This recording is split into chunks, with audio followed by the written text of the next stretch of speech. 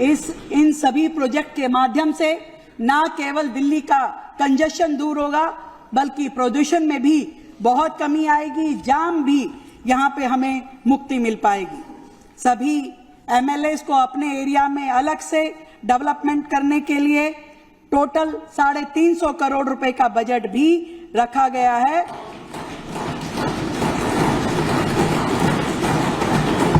और जो फंड पिछली बार आप लोगों को मिला, वैसे ही और फंड आपको मिलता रहेगा।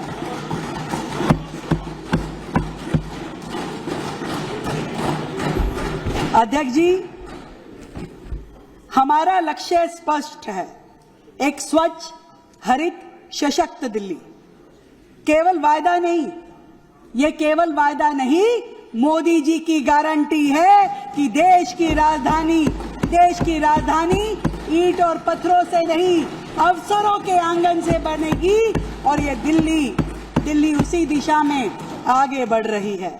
हमारी दिल्ली में जितनी मंडियां हैं, वर्षों से बुरी हालत में पड़ी है, इन मंडियों में हमने टिकरी, खानपुर और गाजीपुर मंडियों के विकास किया जाएगा, जो किसानों के लिए, व्यापारियों के सपने सच करने जैसा होगा, जहां किसान का पसीना समृद्धि में बदल पाएगा।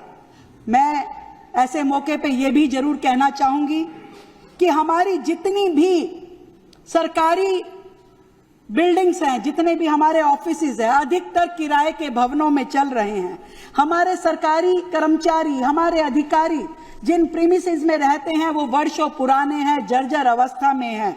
आज सरकार ऐसी स्थिति में चल रही है जिसकी ओर कभी किसी सरकारों ने ध्यान नहीं दिया।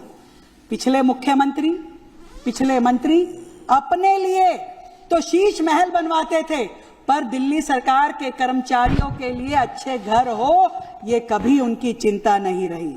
इस बार दिल्ली सरकार अपने कार्यक्रमों में, अपनी योजनाओं में एक तो दिल्ली का बड़ा इंटीग्रेटेड नया सचिवालय बनाने का काम करेगी,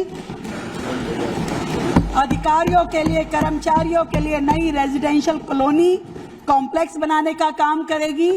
और इसी तरीके से जितने हमारे विभाग हैं, जितने मंत्रालय हैं, इन सब को बेहतर करने के लिए दिल्ली सरकार अपने इस साल के प्रोजेक्ट में उन सब को हम लेने वाले हैं। इंफ्रास्ट्रक्चर को सस्टेनेबल और फ्यूचर रेडी बनाने की दिशा में हमने डीडीए के साथ मिलकर के यमुना पेरिफेरल वे में साइकिल ट्रैक विकसित करने का काम शुरू किया है, उसकी योजना को पूरा कर लिया है। जितनी दिल्ली में ड्रेन्स हैं, बड़ी ड्रेन्स हैं, उसमें सरकार का ये सोचना है कि हम उन ड्रेन्स के ऊपर सोलर पैनल लगाएं और सोलर पैनल्स के माध्यम से दिल्ली में क्लीन एनर्जी जनरेशन को संभव करें।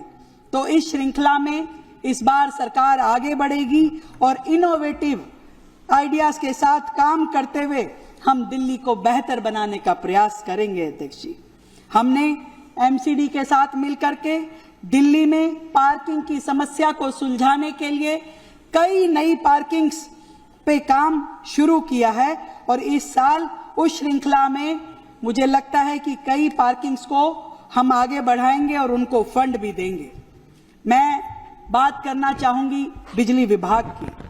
और अध्यक्ष महोदय, हमारा टारगेट है दिल्ली को अनडिस्टर्ब्ड पावर सप्लाई मिलनी चाहिए, लगातार मिलनी चाहिए।